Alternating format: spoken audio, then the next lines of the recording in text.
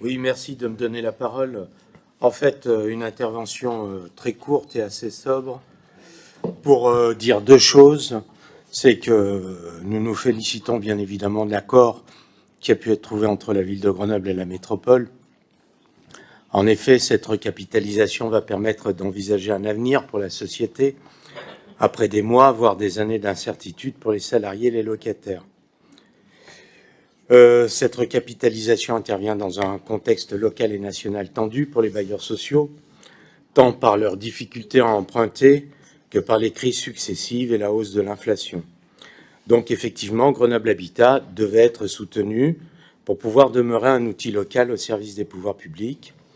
Cet accord nous donne des perspectives en ce sens et nous savons combien la production de logements, notamment sociale, est cruciale, alors que le nombre de demandeurs dans la métropole est de plus en plus élevé et que nous ne pourrons pas être à la hauteur du PLH que nous avons voté si Grenoble Habitat ne fait pas partie des outils métropolitains accompagnés d'Actis et du logement du pays de Vizille. Maintenant qu'il existe des garanties pour pérenniser dans le temps l'activité de la société, nous avons quelques questions et nous voudrions, entre autres, savoir quelles sont les pistes envisagées par la ville de Grenoble concernant ces parts restantes. Lors du conseil métropolitain de vendredi, plusieurs hypothèses ont semblé émerger.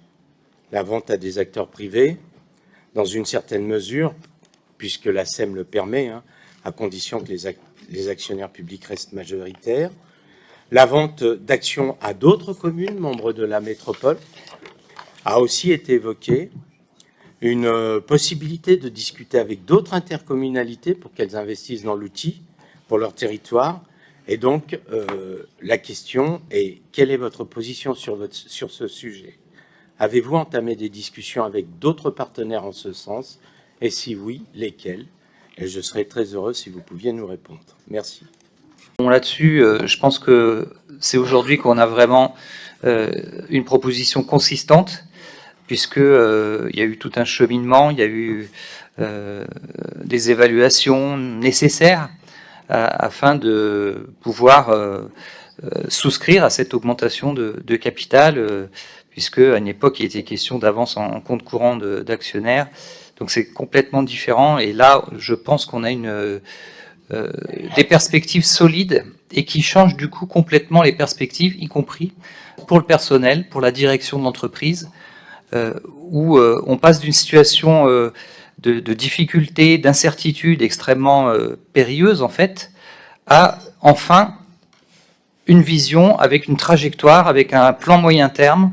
Concernant les parts restantes, enfin les parts de la ville en fait, puisque la ville ne change pas à travers l'augmentation de capital son nombre d'actions.